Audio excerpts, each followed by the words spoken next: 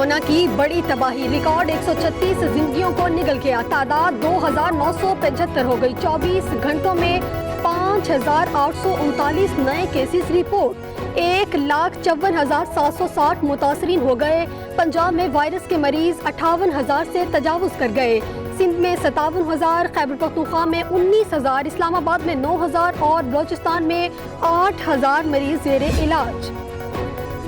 Sindh assembly کا on line budget آج پیش کیا جائے گا، سرکاری ملازمین کی تنخواہوں اور پینشن میں اضافہ متوقع، 45 ترقیاتی منصوبوں کے لیے فنڈز مختص کیے جائیں گے، محکمہ صحت میں ملازمین کی بھرتی کابینہ کی اجازت سے مشروط ہوگی۔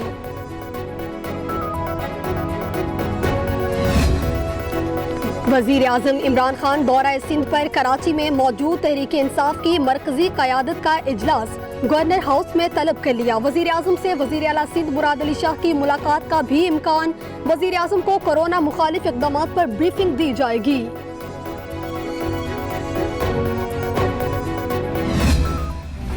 پاکستان میں کورونا ہر 15 منٹ میں ایک جان لے رہا ہے، حکومتی فیصلے کورونا کے پھیلاؤ کے ذمہ دار ہیں، لاک ڈاؤن کے خلاف کون تھا، کس نے کہا تھا کورونا جان لیوا نہیں، چیئرمین پیپلز پارٹی بلاول بھٹو زرداری کا قومی اسمبلی میں خطاب، بولے ہمیں صدی کا سب سے بڑا چیلنج درپیش ہے، ٹڈی دل اور سیلاب کی تباہ کاریوں کی پیش گوئی ہو رہی ہے، افسوس ہے یہ بجٹ پاکستان کا نہیں ہو سکتا۔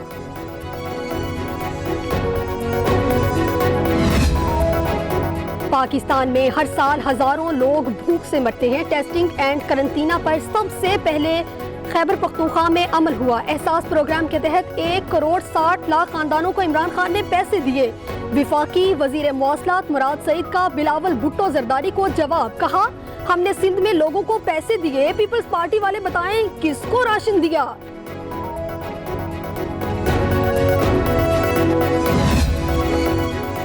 واضح طور پر کہنا چاہتا ہوں اسرائیل کو تسلیم کرنے کی باتوں میں حقیقت نہیں، عرب ممالک کے دباؤ میں آ کر ہرگز اپنی پالیسی پر نظر ثانی نہیں کر رہے، وزیر خارجہ شاہ محمود قریشی کا خواجہ آصف کو جواب، کہا بھارت کے سلامتی کونسل کے مستقل رکن بننے کا سوال ہی پیدا نہیں ہوتا، ہندوستان کے غیر مستقل رکن بننے سے کوئی قیامت نہیں آئے گی، پاکستان اور بھارت 7 مرتبہ غیر مستقل رکن رہ چکے ہیں۔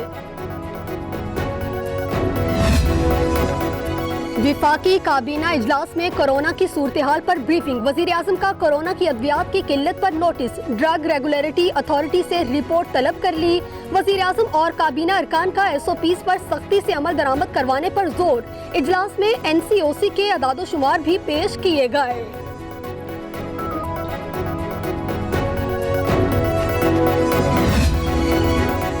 وفاقی کابینہ اجلاس میں پیٹرول کی کمی پر ایک بار پھر سخت بحث، مشیر برائے پارلیمانی امور بابر اعوان بولے وزارت پیٹرولیم نے 3 روز میں بحران ختم کرنے کا وعدہ کیا تھا، اقدامات کیوں نہیں ہوئے، پیٹرول پمپس نے پیٹرول ذخیرہ کیا ہوا ہے، ندیم بابر کا انکشاف، شاہ محمود قریشی گویا ہوئے ذخیرہ نئی بات نہیں پہلے بھی ہوتا تھا، وزیر اطلاعات شبلی فراز کا فوری طور پر ذمہ داروں کے خلاف کارروائی کا مطالبہ۔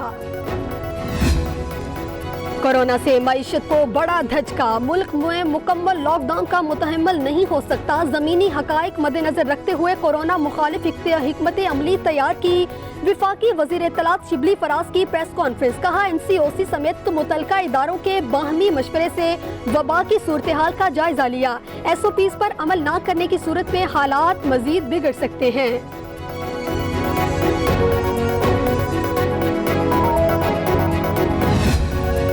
Chairman joint chief of staff committee اور تینوں مسلح افواج کے سربراہان کا ISI ہیڈ کوارٹرز کا دورہ، DG ISI لیفٹیننٹ جنرل فیض حمید نے استقبال کیا، عسکری قیادت کو علاقائی سیکیورٹی امور LOC اور مقبوضہ کشمیر کی صورتحال پر تفصیلی بریفنگ دی گئی، عسکری قیادت نے قومی تحفظ کے لیے ISI کی انتھک کوششوں کو سراہا۔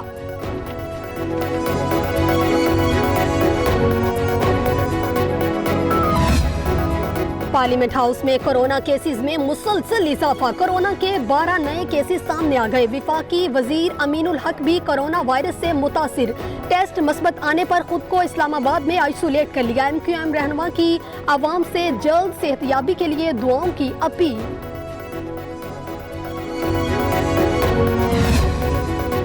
शहबाज शरीफ की कोरोना के बढ़ते केसेस अमवात पर तशवीश।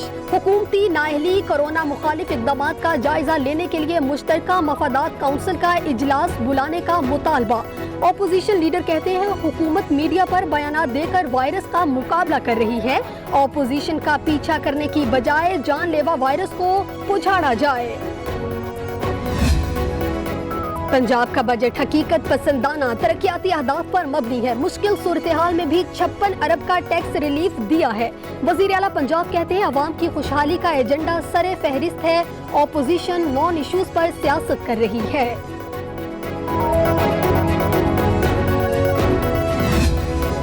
गैर यकीनी सूरत हाल में भी तरक्याती बजट रखा। कोरोना से निपटने के लिए 106 अरब रुपए मुख्तस किए गए। वजीर खजाना पंजाब हाशिम जमा बख्त की पोस्ट बजट प्रेस कॉन्फ्रेंस। कहा हुकूमत पब्लिक वर्क्स के मंसूबे शुरू करेगी। हुकूमत की खुशहाली रोजगार के मौके पैदा करना तरजीह है। पंजाब में 10 लाख लोगों के बेरोजगार होने का खदशा है। माइशत क्रैश हो चुकी। 47% तरक्याती मंसूबों को रोक दिया गया। नून लीगी रहनुमा अवैस लगारी कहते हैं जनूबी पंजाब को सूबा बनाने के वादे का क्या बना। टिड्डी दल के हमलों से किसान परेशान, कोई फंड्स मुख्तस ही नहीं किए।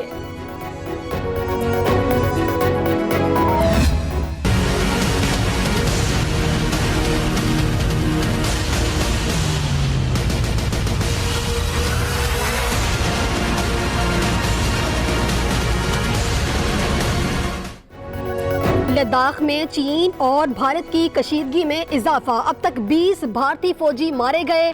भारतीय फौजियों में कमांडिंग ऑफिसर और एहलकार शामिल। भारत ने 20 फौजियों की हलाकत का एतराफ कर लिया। चीन ने सरहदी लाइन का स्टेटस तब्दील करने की कोशिश की। भारत का वावेला। भारत ने 2 बार सरहदी खिलाफ वर्जी की। चीनी फौजियों पर हमला किया।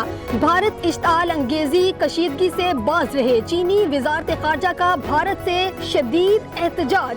सरहदी तनाज़े पर फौज वापस हटाने का मुतालबा।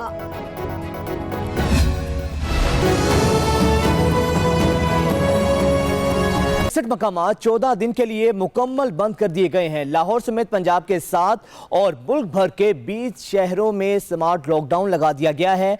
लाहौर के 21 इलाकों की 61 गलियां, मोहल्ले और ब्लॉक्स बंद कर दिए गए हैं। करीम पार्क के ब्लॉक नंबर 2, 3, 4 और अमीन पार्क की गली नंबर 1 बंद कर दी गई है। इसके अलावा ताजपुरा की गली नंबर 4 और निजाम आबादी ई ब्लॉक की गली नंबर 1 सील हो गई है। ताजपुरा शाह आलम कॉलोनी की गली नंबर 2, अली मोहम्मद पार्क की गली 3 भी बंद है, जबकि जौहर टाउन के ब्लॉक बी, F2, J2 और ब्लॉक G3 सील कर दिया गया है। Canal view society block B और वाबडा टाउन के ब्लॉक F2 भी सील है, जबकि गुलबर्ग ए का बुंदू खान स्वीट्स ता मस्जिद तलहा तक बंद है। गुलबर्ग ए में ही नदीम तिक्का ता तारिक कबाड़िया तक के इलाके मुकम्मल लॉकडाउन की लपेट में हैं। गुलबर्ग B1, B2 और B3 भी मुकम्मल तौर पर बंद कर दिए गए हैं। मजीद जानते हैं हमारे नुमाइंदे मुस्तनसर अब्बास हमारे साथ मौजूद हैं। मुस्तनसर, आगाह कीजिएगा इस बारे।